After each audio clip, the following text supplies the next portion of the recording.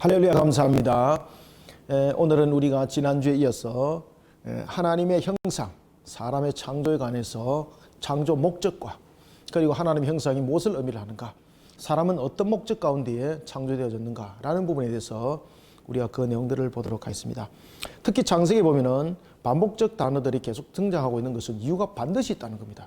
그 다음에 특히 창세기 부분에서 창세기 1장에서 강조하는 단어가 있는데 그 대표적인 단어가 뭔가 하면은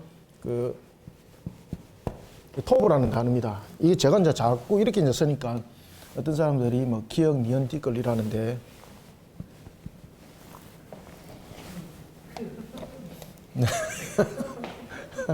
이 자꾸 글자 번지네. 이 토부입니다. 토부. 여기 토고 법입니다.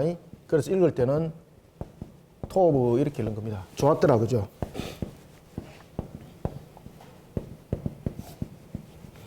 이 좋았더라는 뜻은 그저 모양만 좋았더라가 아니죠. 좋았더라라는 부분을 통해서는 우리가 지난주도 봤죠, 그죠? 하나님의 창조 계획적인 측면에서 하나님의 그 섭리에 대한 부분들을 우리에게 설명을 하고 있죠. 하나님께서 계획했던 모든 부분들이 하나님의 지혜 가운데에 모든 것이 틀림없이 계획대로 창조되어졌더라. 그래서 이 토부라는 것은 하나님의 창조에 대한 완전성을 우리가 설명한다면 처음에는 창조관에서 이 토부가 사용됩니다. 창조관에서 토부가 사용될 때는 하나님의 창조의 완전성을 말합니다. 하나님의 창조의 완전성이 없으면 토부라는 단어를 쓰질 않습니다. 왜냐하면 좋았더라라는 부분들은 조금이라도 부족함이 있으면 좋았더라는 단어를 안 씁니다. 하나님께서는.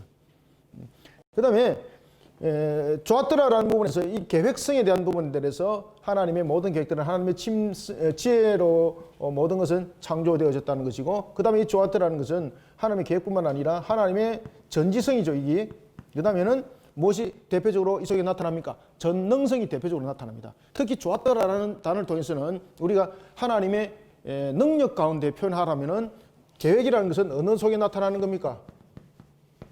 전지성이죠, 그죠? 그래서 좋았더라라는 걸 통해서는 하나님의 전지성과 전능성 부분이 이 속에 함께 드러나게 되는 것이죠. 왜냐하면 창조의 완전성을 말하는 거죠.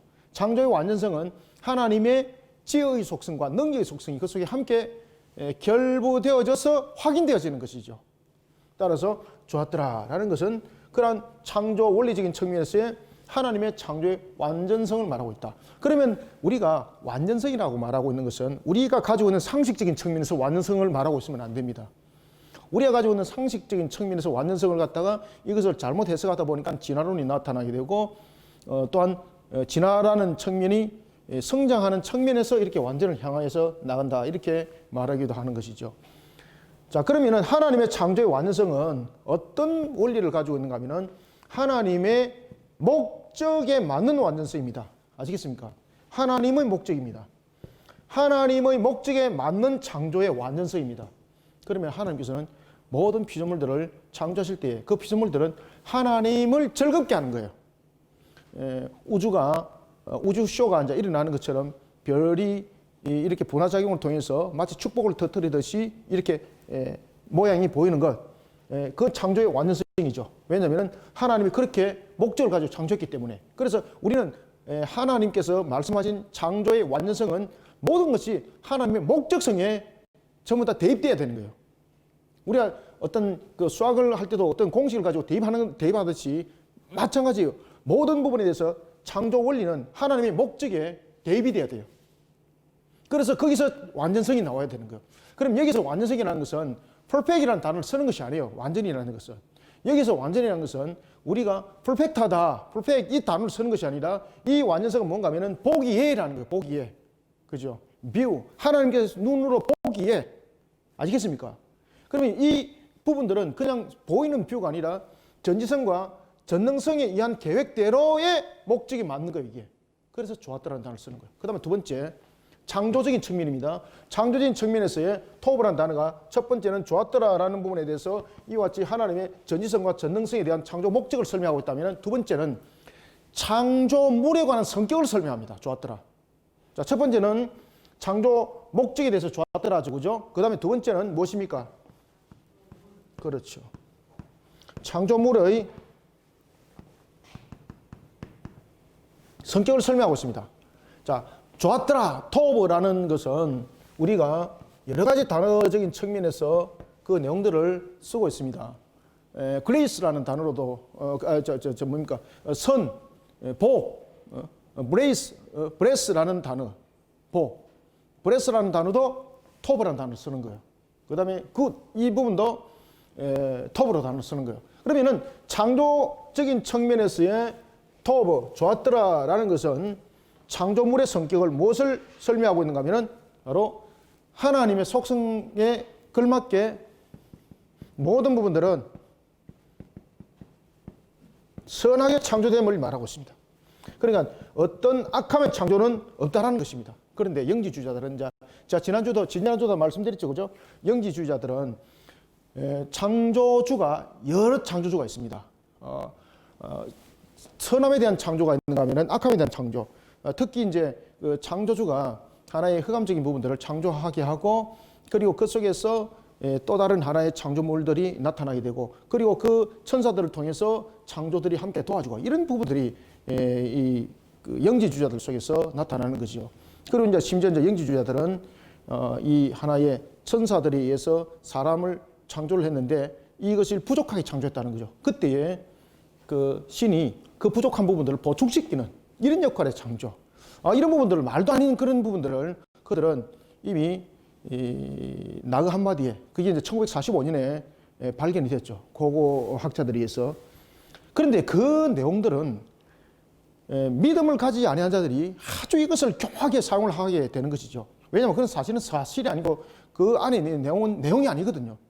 그냥 자신들이 만들어낸 하나의 집단들의 만들어냈던 하나 교리적인 측면에서 세력화했던 그런 내용의 근거들을 가지고 있는 거죠.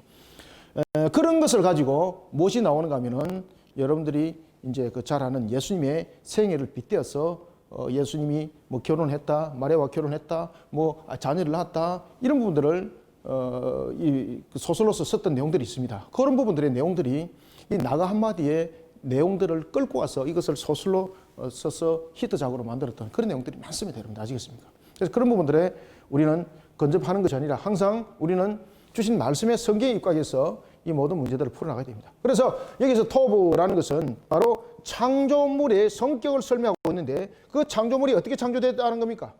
선함의 창조를 이루어졌다는 겁니다. 그러면은 사람도 하나님께서 창조하신 창조물 속에서 선함의 창조죠. 하나님께서 사람을, 짐승을 창조했습니다. 좋았다라는 단어를 썼습니다. 그 다음에 사람을 창조하고 난 뒤에 전체를 다 돌아보면서 어떤 단어를 썼습니까? 7번째는. 그렇죠. 심히 좋았더라는 것은 특별한 강조 부분들을 우리에게 적용을 하고 있는 거죠. 그래서 심히 좋았더라는 부분을 통해서는 사람도 하나님의 창조물로서 목적을 맞추어서 창조되어졌다는 것이고, 하나님의 선한 모습으로 창조되어졌다는 것에 대해서 예외가 아니라는 이야기예요. 자, 이런 창조를 통해서 하나님께서 사람을 창조할 때에 특히 사람은 지난주에도 말씀드렸던 것처럼 하나님의 형상과 모양이라 말했습니다. 하나님께서 사람을 창조했을 때에 우리의 형상과 우리의 모양대로 창조하다라고 말했지만은 이 형상과 모양은 동여라고 말씀드렸죠, 그죠? 이 형상 첼렘이고 이것은 데모트인데, 첼렘과 데모트가 이 부분들이 동여로 이 내용들을 봐야 된다. 자, 그러면 하나님께서 왜 형상과 모양으로 만들었는가? 하나님은 형상과 모양이 없습니다. 그러면은 이 형상과 모양은 무엇을 말한다 그랬습니까? 속성을 말한다, 속성. 그 다음에 이 형상과 모양은 속성을 말하면서 이 속성 속에서는 하나님의 비공유적 속성이 있고, 그 다음에 공유적 속성이 있는데, 우리의 속성은 하나님의 형상이지만은 사람을 하나님이 창조하셨습니다. 하나님의 형상과 모양으로 창조했습니다. 하나님은 모양이 없잖아요. 모양이 없음에도 불구하고 그것을 형상이라 모양이라 강조하는 것은 속성적인 측면을 강조하고 있는 것이다. 속성은 비공유 속성이 있고 공유적 속성이 있다. 비공유적 속성은 유한성이 공유할 수 없는 거예요. 이 비공유적 속성이라는 것은 유한성이 공유할 수 없고 오직 신성에 의해서만은 존재할 수 있는 것. 그죠? 여러분, 유한성에 무한성 담을 수 없죠? 아시겠습니까? 우리가 유한성과 무한성을 이야기를 할 때에 특히 신성에 관한 부분들과 피조물에 관해서 그런 부분들이 나눠지는데, 하나님께서 사람을 창조하실 때에 하나님 보시기에 좋았더라 라는 창조는 창조 목적을 이루기 위한 사람이 신을 의지하고 신을 경배하고 찬양하는 목적으로 찬양되어지는 것이지, 신과 같은 동급으로 만들면은 하나님께서 창조하실 그 목적 이유가 없는 거잖아요. 그래서 하나님 보시기에 좋았더라 라는 부분들은 인간은 유한성을 가진 존재로 창조되어진 것이고, 그 속에 하나님과 함께 교통함의 분위 모습들은 있어야 된다는 거죠. 왜냐하면 뒤에 이제 그 이야기를 하는 겁니다. 이 공유적 속성을 담은 이유가 있습니다. 이 공유적 속성은 피조물과 하나님이 함께 공유하게 되는 교통의 수단이 되는 거죠. 그죠? 교통의 수단이 되고, 이 공유적 속성은 첫 번째 하나님과의 교통의 수단이 되고, 두 번째는 이것이 하나님의 닮음의 역할을 하게 되는 것이고, 이것이 나중에 세 번째 우리의 인간의 사역이 되는 겁니다. 이 속성 속에 사역이 나옵니다. 자, 이런 속에 만들어진 사람을 무엇이라 부릅니까? 아담이라 부르는 거죠. 우리가 짐승도 무엇으로 하나님께서 만드셨습니까? 무엇으로 창조하셨어요? 흙으로서 창조하셨죠. 그때에 흙으로서 재료를 사용할 때에 짐승도 마찬가지고 사람도 마찬가지고 흙으로 사용했지만은, 짐승에게는 이런 아담이라는 단어를 안 써요. 오직 하나님의 형상을 닮은 그 모습 속에서만 사람이라는 단어를 썼어요. 그러면 이것은 무슨 말인가 하면은, 짐승과 사람이 동일한 흙으로 만들었지만은 그 재질이 다르다는 거예요. 왜냐하면은 이 아담이라는 단어는 흙이라는 뜻이거든요. 아담은 흙인데, 이것이 무슨 흙일까 하면은 무슨 흙이겠습니까, 여러분들요? 그렇죠. 붉은 흙입니다. 붉은 흙. 이 흙인데 일반적인 흙이 아니고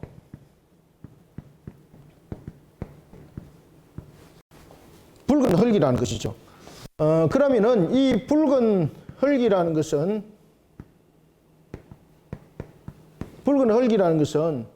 일종의 재질적인 측면에서, 우리가 여러분 보시면 왜 그 도자기도 보면은 그 일반적으로 우리가 그 만드는 그릇과 그 다음에 고급 자기를 만들 때는 그 흙들이 구분되죠. 그죠? 재질이 좋은 그 흙들을 만들 때 붉은 흙으로 이렇게 만들지 않습니까? 그거 똑같은 겁니다. 분명히 사람을 짐승과 같은 흙으로 만들 때 이미 동일한 흙이지만 구별했다는 겁니다.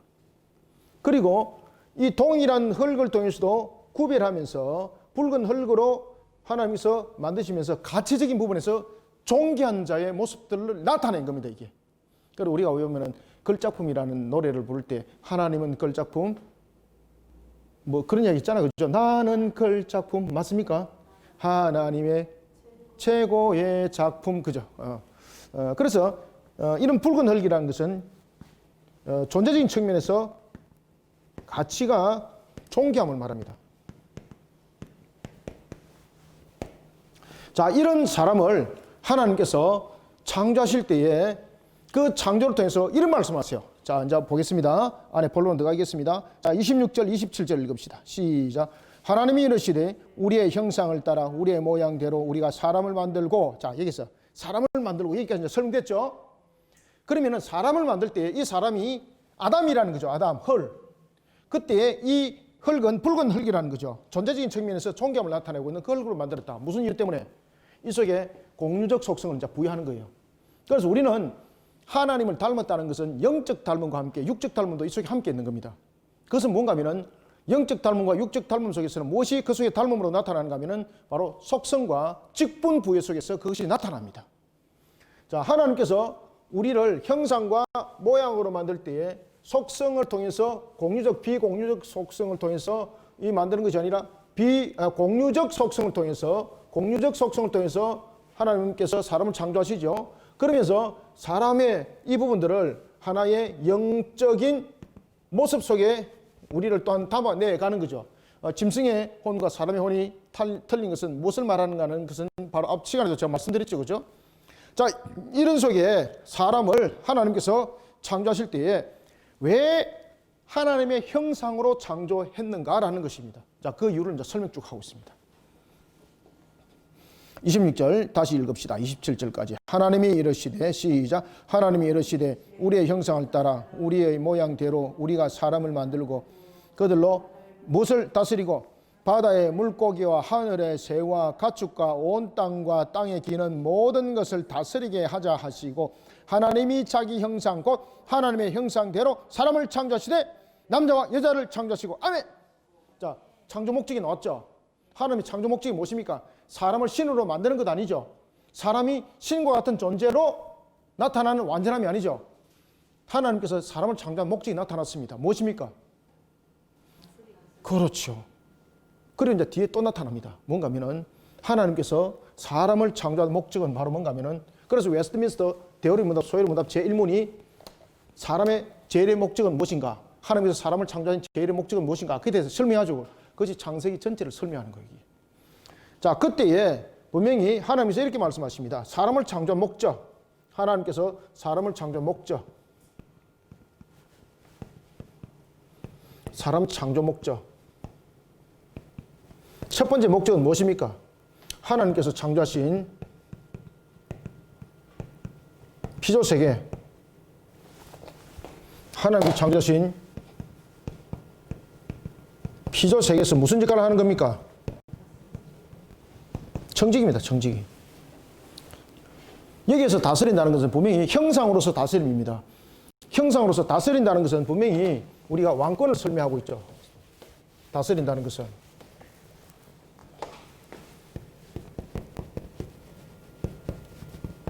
다스린다는 것은 통치권을 설명하지 않습니까? 그리고 이 통치권을 말할 때 이것을 우리가 이 세상에서 최고의 권세가 왕권의 권세죠. 하나님께서 다스리게 하시고라는 것은 하나님의 형상에게 통치권을 부여했다는 것입니다. 그런데 통치권을 부여했는데 이것이 완전한 창조가 되기 위해서는 사람으로 하여금 다스리는 것에 있어서 절대 권력을 주고 하나님께서 끝내버렸다면 이거는 완전 창조가 안 되는 겁니다. 이래 되면 신성부여입니다. 신성부여. 신성부여가 돼가지고 하나님께서 이제 모든 부분을 피조세계에 다스리도록 통치권을 줘버렸습니다. 그러면 일종의 이건 신성부여적인 측면이에요. 그러면 하나님이 빠져버린 상태에서 인간이 이 세계의 신이 돼버리는 거예요. 그러면 하나님의 창조 목적에는 안 맞는 거죠. 왜? 선이라는 이 단어 속에는 하나님의 창조 목적이 담겨져 있는 거죠. 하나님의 창조 목적은 무엇입니까? 이 천지 만물을 만드는 목적이 무엇입니까? 공중의 새가 나는 목적이 무엇입니까? 공중의 새가 나는 것은 그 공중에 나는 거잖아요. 이게 아니에요. 공중에서 하나님을 향해서 춤춰주는 거예요. 하나님을 향해서. 물고기가 물속에서 헤엄치는 것은 무엇이라고요? 물속에서 창조주 하나님이 기뻐하도록 춤추는 거예요. 춤추는 거. 우리가 이 세상을 살아갈 때에 자연을 가꾸고 아름답게 만들어가고 이런 부분들도 모든 것이 그 하나님을 향해서 춤추는 행위예요. 그게 전부 다. 그런 창조 목적으로 하나님께서는 창조하신 거예요. 그렇기 때문에 이 왕권은 어떤 왕권인가 하면 다스리게 하시고 라고 난 뒤에 나중에 창세기 2장에 들어가면 이 다스리는 것이 이 왕권인데 청직이라는 것을 말하고 있습니다. 따라서 이 왕권은 어떤 왕권인가 하면 종과 같은 왕권입니다. 이게 하나님께서 그에게 직분을 부여하시되 그 직분은 자신의 독립적인 왕권이 아니라 하나님의 명령을 따라야 될 통치자가 되는 겁니다. 그래서 종과 같은 왕입니다. 이것이 하나님의 창조 목적과 창조 원리예요. 자, 그러면 하나님께서 이와 같이 왕권을 줬습니다. 왕권을 준 이유는 무엇입니까?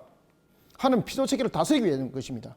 자, 26절 봅시다. 하늘의 새, 가축, 온 땅에 기는 모든 것을 다스리게 하기 위해서 하나님께서 왕권을 줬죠. 그러면 다스린다는 것은 어떤 것입니까? 하나님이 기뻐하는 모습들로 생육번성 충만함에 있어서 그 환경들을 만들어가는 역할을 함께 해야 되는 거예요. 그래서 여기서 다스린다라는 것을 통해서는 우리가 통치적 왕권만 있는 것이 아니라 바로 무엇입니까? 종으로서의 섬기는 자리가 되는 섬김의 자리. 이것을 함께 설명하고 있는 겁니다. 자, 그리고 27절 우리의 형상과 우리의 모양대로 사람을 창조하시되 남자와 여자를 창조하시고, 여러분들 형상대로라는 것은 말 그대로 창조 목적에 관해서 이야기를 한다면 그 창조 목적 속에 남자와 여자가 창조되어지는 거죠. 이 남자와 여자의 창조는 창세기 2장에서 다시 우리가 이제 설명을 하겠는데, 특히 남자를 먼저 창조하시고 여자를 창조하신 이유는 그것이 바로 질서적인 부분들이 내용들이 함께 담겨져 있고 하나의 동력적인 부분들이 함께 그 속에 담겨져 있습니다. 이것은 뒤에서 다시 2장에서 설명해 드리고요. 오늘은 형상과 창조 부분, 그 다음에 하나님께서 사람에게 준 직분, 여기까지만 보겠습니다. 그리고 28절에 보면은 하나님이 그들에게 복을 주시며 하나님이 그들에게 이르시되, 자, 무슨 축복을 합니까? 이것이 하나님의 속성입니다. 생육, 번성, 충만, 그 다음에 땅을 정복하라. 여러분들, 우리는 여기서 정복하게 되면은 여러분들 머릿속에 무엇이 그려집니까? 정복이라는 것은 힘을 통해서 내 땅 차지하는 거, 이거잖아요. 그런데 여기서 이 정복이라는 단어는, 죄송합니다만은 이 부분들은 다른 피조물과의 분명히 구별점을 말하고 있습니다. 그런데 이 정복은 저와 여러분들이 알고 있는 한글에서 말하는 그 정복이 아닙니다. 이 정복은 무엇인가 하면 가꾸라는 뜻입니다. 가꾸라. 정복하라. 통치권이라면 이제는 가꾸는 겁니다. 이 가꿈으로써 청지기의 역할이 종과 같은 청지기가 되는데, 이 또한 섬김의 자리라는 것입니다.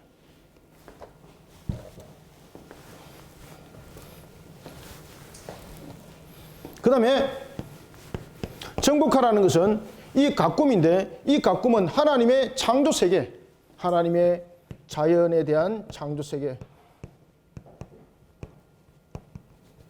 이 자연에 대한 창조 세계를 가꾸는 거예요. 가꾸는 거. 그러면은 우리가 자연을 훼손하는 것은 결국은 무엇입니까? 정복하라는 이 하나님의 말씀 속에 이것을 죄악된 단어로 사용했기 때문에 그런 겁니다. 우리는 분명히 자연은 가꾸어야 됩니다. 아름답게 가꾸어야 됩니다. 하나님께서 우리에게 지하 자원도 허락하셨습니다. 그런데 그 지하 자원도 어떤 상태적인 부분을 파괴시켜서 지하 자원을 이용하는 것 아닙니다. 모든 것은 가꾸는 개념 속에서 일어나야 됩니다. 하나님께서 자연을 우리에게 가꾸도록 청지기로서 그 역할을 하도록 했습니다. 하나님의 창조 세계를 아름답게 가꾸어야 되는데 우리 만족을 채우기 위해서 그 자연을 회방시켜 버렸습니다. 이것은요, 하나님의 창조 목적을 무너뜨린 행위예요. 그 창조 목적을 무너뜨린 행위이기 때문에 자연으로부터 일어나는 재앙이 그 속에 생겨나는 겁니다. 아시겠죠? 그래서 여기서 정복하라는 것은 하나님께서 창조하신 자연 세계를 잘 가꾸라는 얘기예요. 꽃이 있지만은 꽃을 하나로 끝내지 말고 이것을 잘 가꾸어서 하나님께서 좋아하는 것이 무엇입니까? 생육 번성 충만하게 하는 거예요. 이 신적 속성이거든요. 그러면 이 꽃이 생육 번성 충만하도록 어떻게 하는 겁니까? 그렇죠. 가꾸는 거예요. 가꾸는 거예요. 정복하라. 아시겠죠? 그래서 이 다스린다, 정복한다, 이 부분들은 바로 생육, 번성, 충만하도록 우리가 이루어야 될 사역적 내용입니다, 이게. 그래서 정복하라, 이것은 어떤 전쟁을 일으켜서 정복하고 이런 건 아닙니다. 히브리어 단어 속에서는 분명히 이것을 가꾸어라는 것으로서 쓰고 있지만은 이것을 우리가 이제 뜻에 의해서 의미적인 측면에서 한글로서 이렇게 번역했을 뿐인 거예요. 이것을 어떤 땅을 차지하고 어떤 세력을 확보해서 내가 쟁취하는 이런 측면에서 정복을 해석하는 것, 이것은 죄악 가운데 일어나는 행동들입니다. 선한 부분에서 하나님의 선한 창조 속에서 정복하라는 것은 가꾸라는 뜻이에요. 아시겠죠? 자, 이런 속에서 인간의 창조 목적을 설명한 거예요. 다스리고 정복하라. 결국은 섬김의 자리 속에 인간은 세워져야 된다는 거죠. 그런데 섬김의 자리에 세워져야 되는데 그런 직분적인 측면에서 자신의 삶을 감당하지 못하고 자신이 왕이 돼버리려고 그런 거예요. 그것이 죄가 된 겁니다. 아시겠습니까? 자, 28절 하나님이 그들에게 복을 주시며 하나님이 그들에게 이르시되 생육하고 번성하고 땅이 충만하라. 땅을 정복하라. 바다의 물고기와 하늘의 새와 땅에 움직이는 모든 생물을 다스리라 하시니. 그리고 다스릴 때도 하나님께서 어떻게 하십니까? 29절 하나님이 이르시되 내가 온 지면에 씨 맺는 모든 채소와 씨 가진 열매 맺는 모든 나무를 너에게 주노니 너의 먹을거리가 되리라. 딱 하나님께서 보십시오. 우리에게도 어떤 섬김의 자리에 그저 들어 선 것만이 아니라 우리에게도 바로 생육번성 충만함의 사역을 이룰 때에 우리 자신도 생육번성 충만함에 이르도록 하나님께서 모든 먹을거리를 함께 허락하심이죠. 자, 그러면은 여기서 이제 보겠습니다. 여기서 우리가 다스린다라는 왕권을 지금 발견했습니다. 그러면은 하나님은 하나님의 형상을 통해서 중요한 세 가지 직분을 주게 되는데 그것이 바로 뭔가 하면은 왕과 선자와 제사장 직분입니다.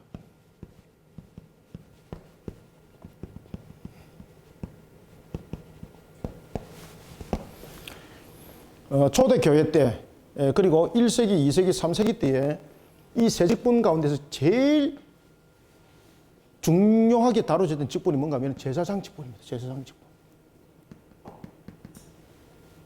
왜 그런가 하면 이 직분이, 이 제사장 직분이 이 속에 전부 다 포함되어 있기 때문입니다.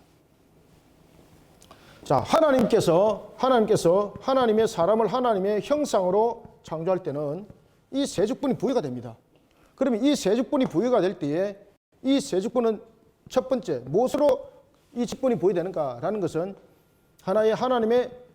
이 세 직분은 하나님의 속성을 담아내는 직분입니다.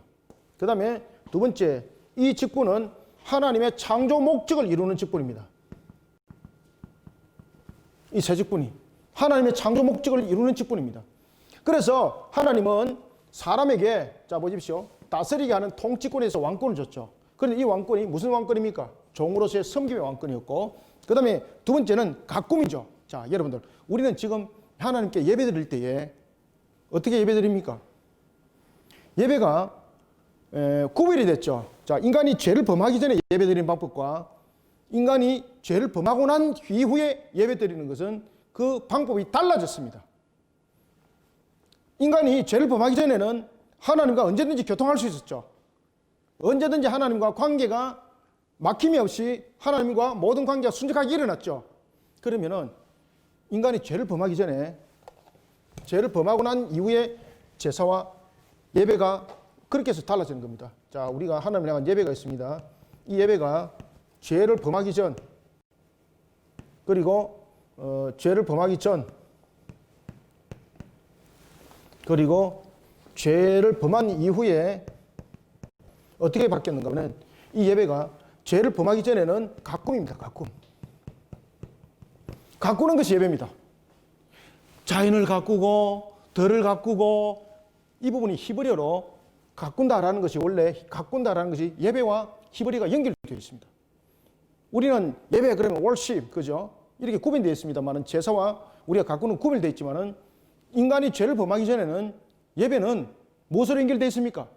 가꾸는 것으로 연결되어 있습니다. 히브리어로. 그래서 이 가꾸는 것은 하나님을 경배하는, 하나님을 예배하는 모습이에요. 자연을 아름답게 가꾸고 하나님의 피조 세계의 생육 번성 충만하게 내가 섬기고, 이것이 무엇입니까? 왕권이지만 그 속에 무엇이 나타난다고요? 예배함이 나타나는 거예요. 예배가. 우리는 예배 이러면 한 자리에 모여서 예배를 드리는데 그것은 죄를 범한 이후입니다. 인간이 죄를 범한 이후에 예배 모습이 달라졌습니다. 그 모습이 창세기 나타나죠. 그죠? 가인이 아벨을 죽입니다.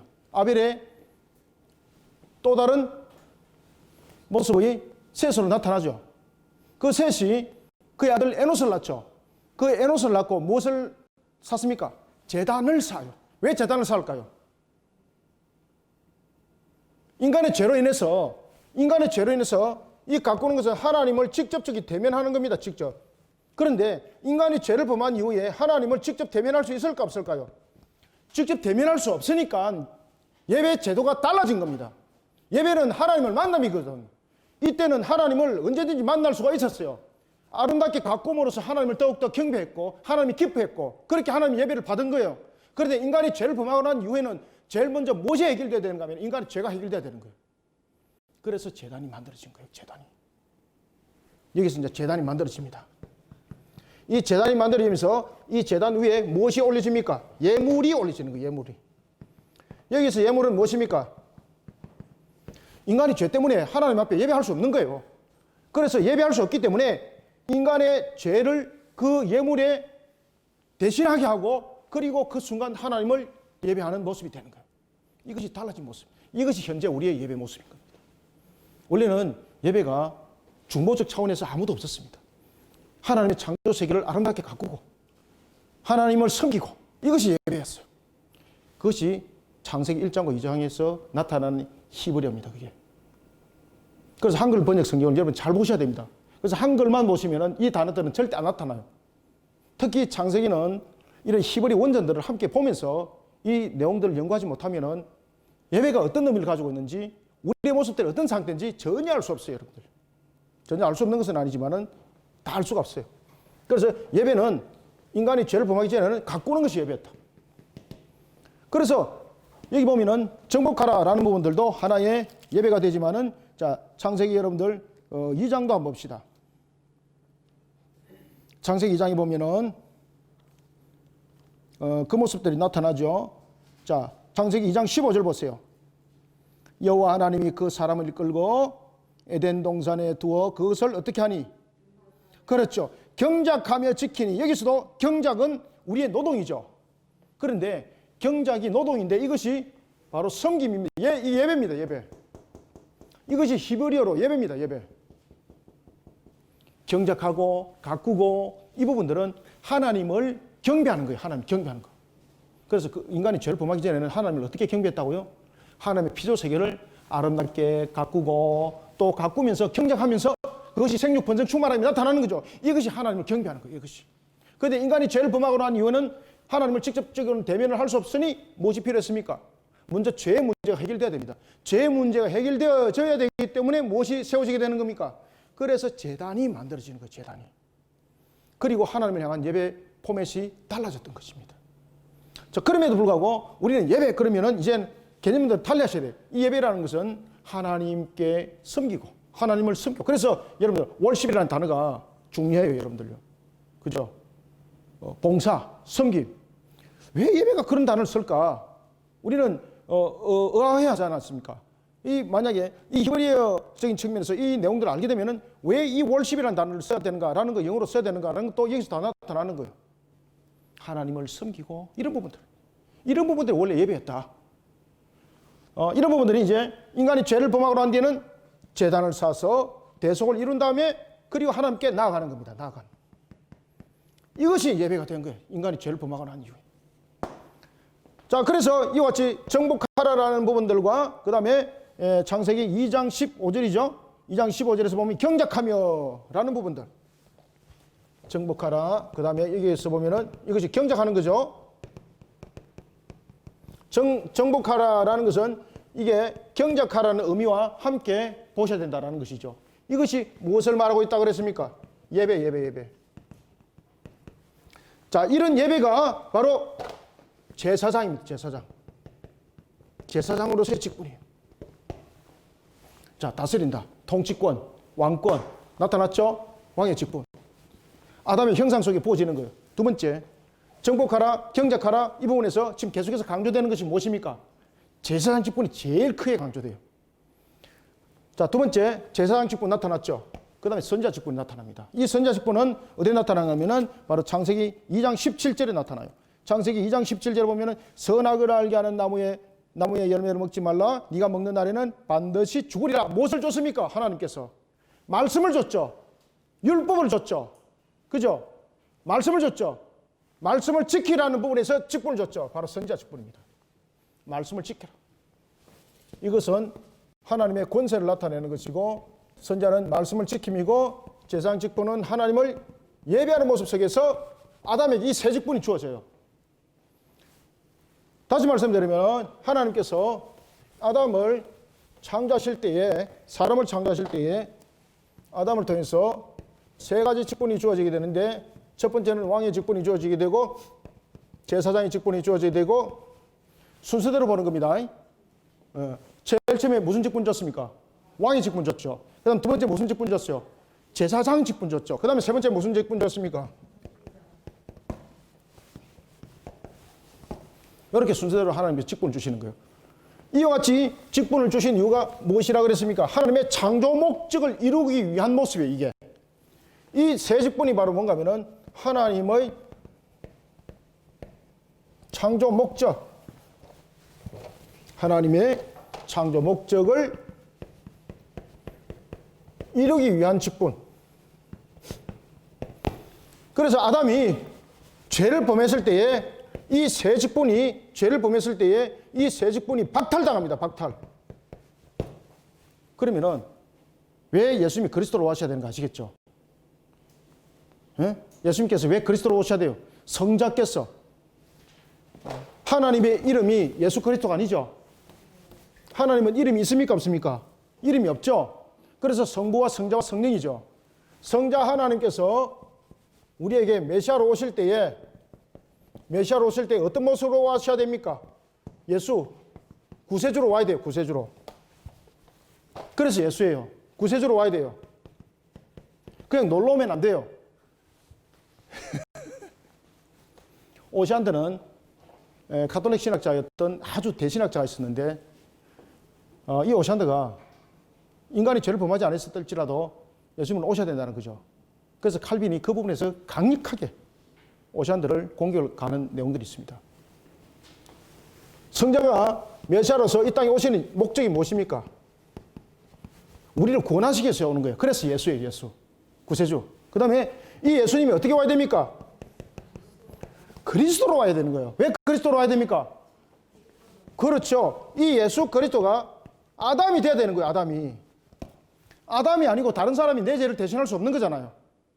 아담의 당사자가 돼야 되는 거예요. 그래서 예수님이 구세주로 오는데 그리스도로 와야 되는데 이 그리스도가 뭡니까? 기름 부음 받은 자.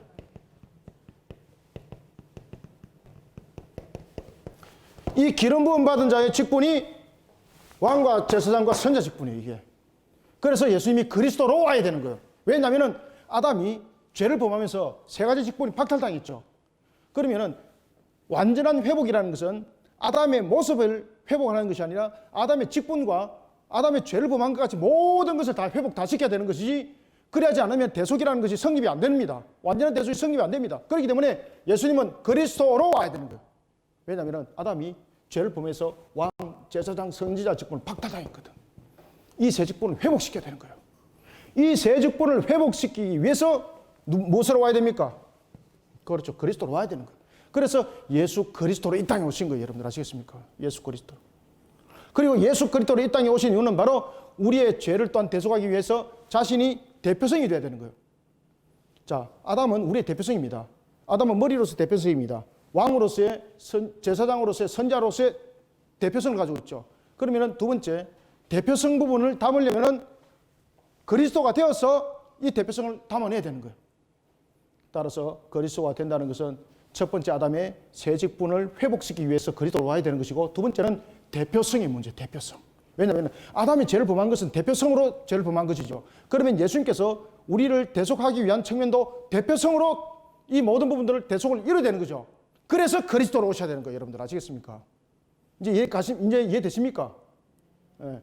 이런 부분들을 제가 이제 여러 가지 이제 그 신학적으로 제가 연구를 하고 그런 부분들을 제가 여러 논문에 제가 발표도 많이 했었습니다. 왜 예수님은 그리스도로 와야 되는가? 그래서 그것을 제가 논문 제목에다 무엇으로 적었습니까? 창조회복. 그래서 제가 창조회복이라는 단어를 제가 신학계 제시를 딱 한 거예요, 제가. 그리고 이것이 이제 제 논문이 되었고. 자, 보겠습니다. 이런 부분들은 이제 계속해서 설명해 나가겠습니다. 이 부분들은 전체적인 테마는 여러분 아시겠죠?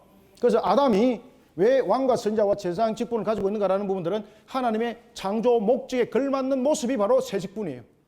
왕으로서 다스리지만은 피조세계를 자신의 권한으로 다스리는 것이 아니라 하나님을 대신하여서 섬김의 다스림의 종의 왕이었고, 그 다음에 제사장으로서는 정복하라라는 부분들 자연을 전부 다 가꾸는 것이죠.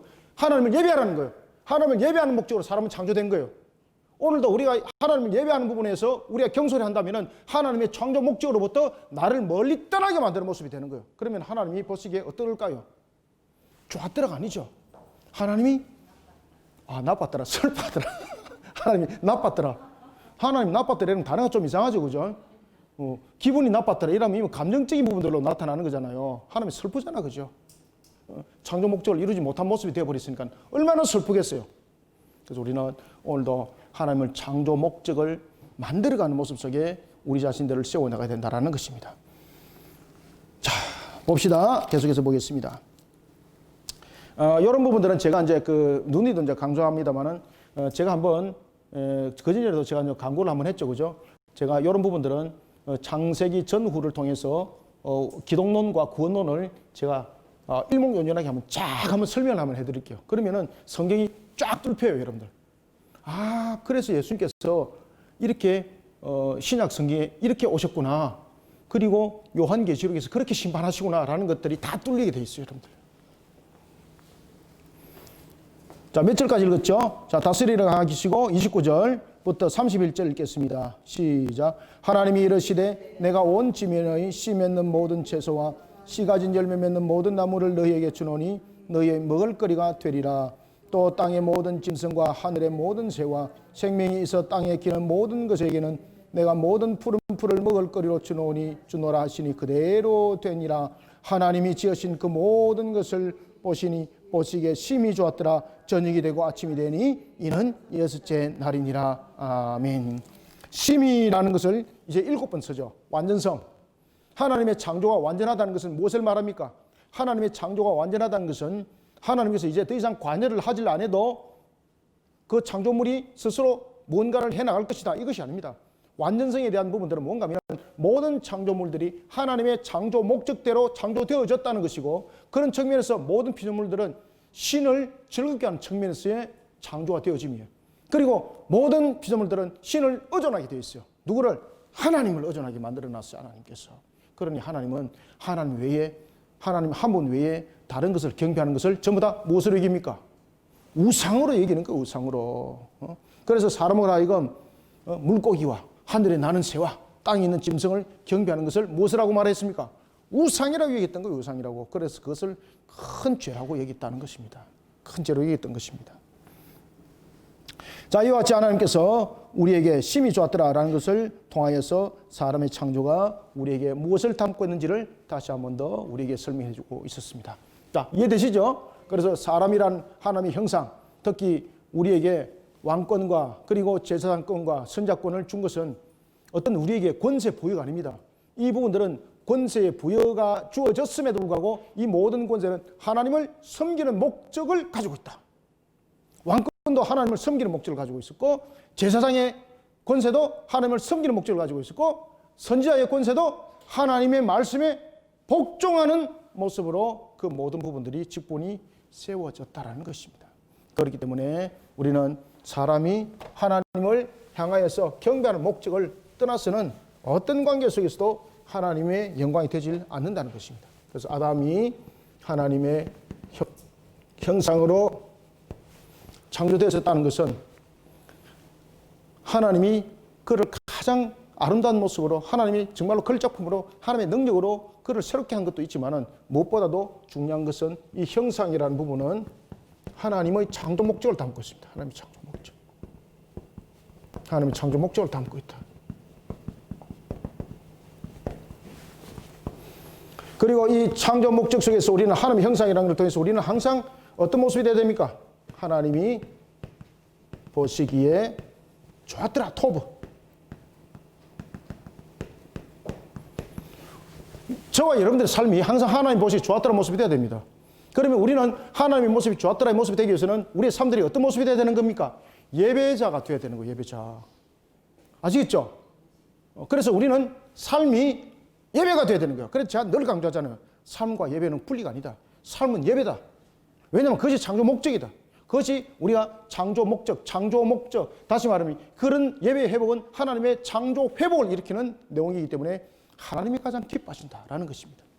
자, 오늘은 우리가 하나님 형상에 대해서 여기까지 보고요. 그 다음에 2장에서 이제 다시 새 직분에 관해서 이제 본격적으로 나타납니다. 그리고 이제 창세기 2장과 3장에 넘어가면은 이 새 직분이 어떻게 하나님 앞에 범죄하는지를 보십시오.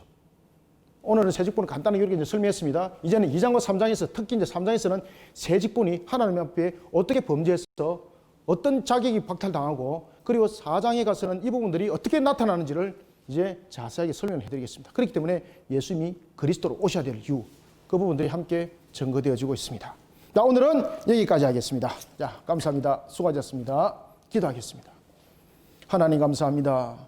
주께서 오늘도 우리를 붙들어 주시고 하나님의 은혜 가운데 달려오게 하시니 감사합니다. 하나님이 보시기에 좋았더라 모습들로 사람이 창조되어졌고, 하나님의 형상이라 함은 결국은 하나님을 닮은 모습을 담아내어야 된다는 것이었습니다.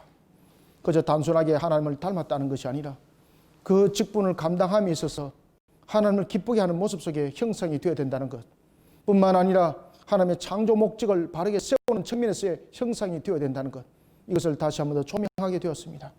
우리가 이 땅을 살아갈 때 이와 같이 하나님의 형상으로서의 그 모든 것을 바르게 조미해 나갈 수 있도록 도와주시옵소서.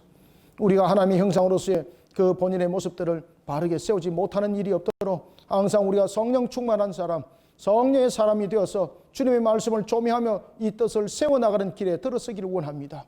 이런 사역교회 우리 거리심 교회를 세워주시고 우리 거리심 교회 성도들을 세워주셔서 싸우니 이 사명 사역 속에 주의 능력이 더욱더 힘있게 일어날 수 있도록 다만 도와주시옵소서.